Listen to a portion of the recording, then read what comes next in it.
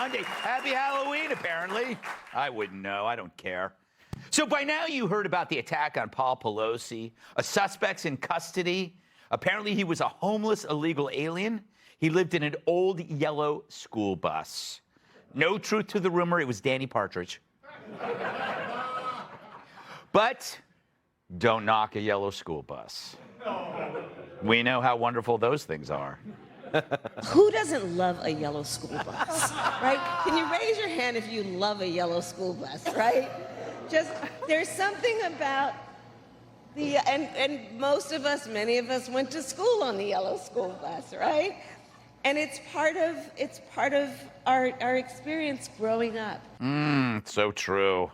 She loves school buses almost as much as she loves Venn diagrams. Meanwhile, in the media, you have Dems and talking heads, like there's any difference, desperately trying to make this about right-wing hate. Like people on the right were always saying, hey, you got to go attack Nancy's husband with a hammer and don't wear pants. He was yelling out the things that we heard during January 6th, which is, where is Nancy? That's what the intruders going through the hallways on January 6th were shouting, Nancy, Nancy. This is part of the January 6th insurrection. This has been going on for years. The attacks on her and this group of MAGA extremists have been not ending when Donald Trump left office. Yes. This is part of January 1st. It's MAGA extremists behind this because they always attract illegal alien nudists who live in school buses who think they're Jesus Christ. Hell.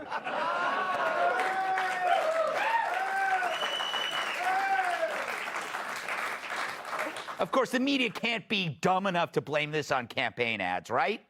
Looking at your candidates, Republican candidates have spent more than $116 million on ads that mention Speaker Pelosi by name in this cycle.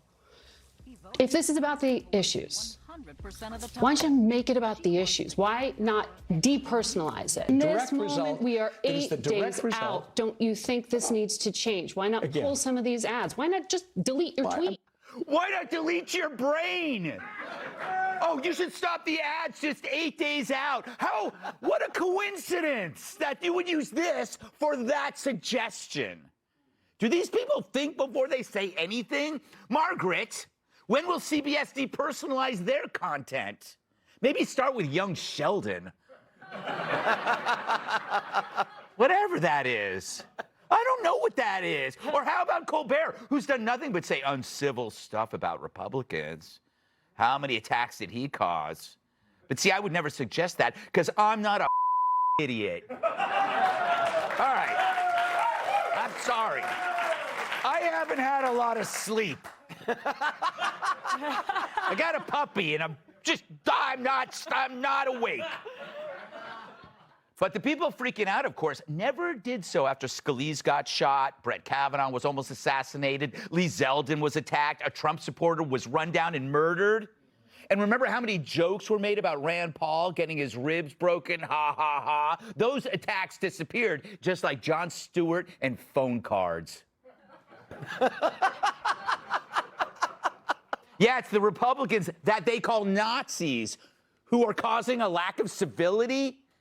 But I get it, anything for an election, and the Dems are losing, which means some might have to get real jobs, and Democrats hate jobs. But remember, never let a crisis go to waste, even if it's someone's dented skull. That's why even with COVID, the Dems are forgiving student loans. See, nothing is ever connected. It's just exploited. But even without an election, they'd probably do the same damn thing. They cherry-pick the psycho's political positions to pretend he's conservative, you know, like Liz Cheney used to do.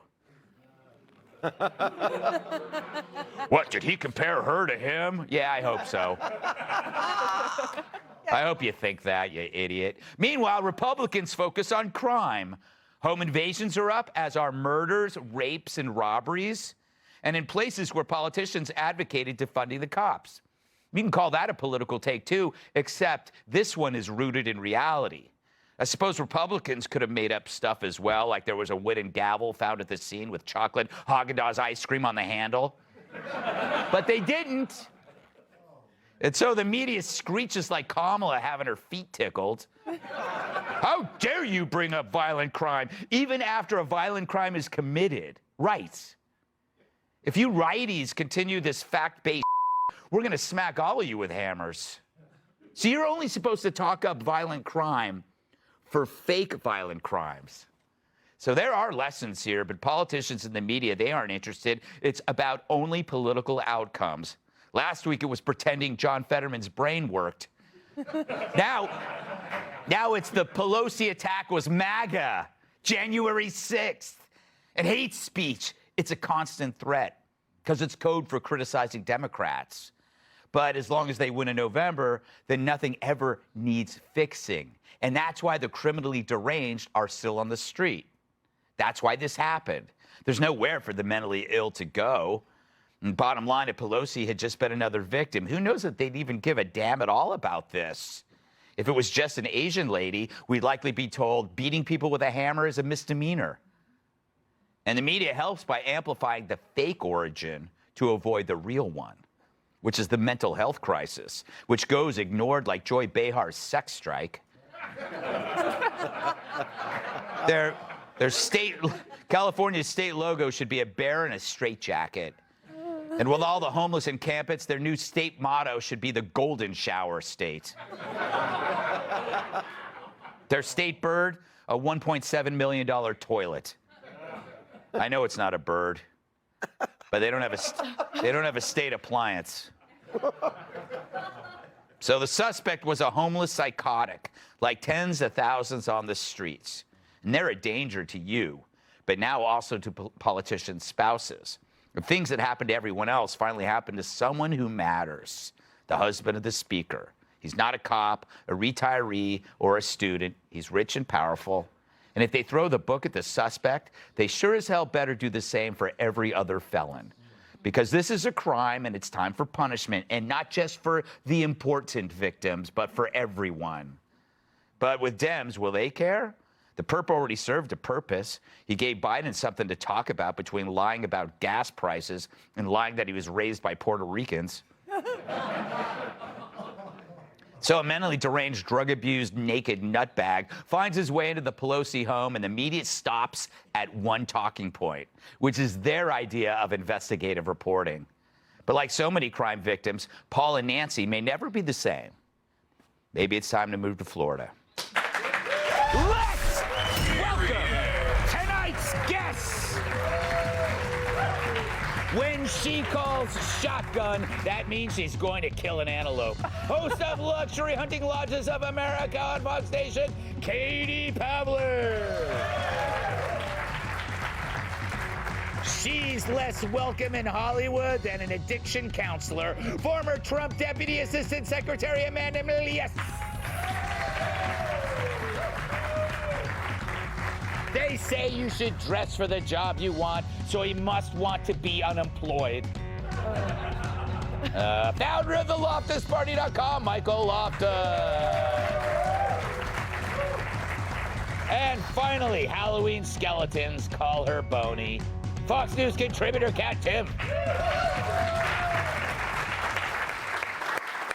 Amanda, nice costume. Thank you. Yes, who are you going as? I was told it was Halloween and that we were having a Halloween party. Well, the only two people that showed up, you showed up as a skeleton and Michael Loftus showed up as Katie Lang. I guess we're the only ones. Yes, you can't show a picture of him there. It would be too much work for the director. There you go. Good job, pal. All right, let's talk about this. Do you believe that there is a link to January 6th? A link to... Always. Yes. I mean, you can link anything to January 6th. Yes. You can link my cat didn't finish its food to January 6th. I personally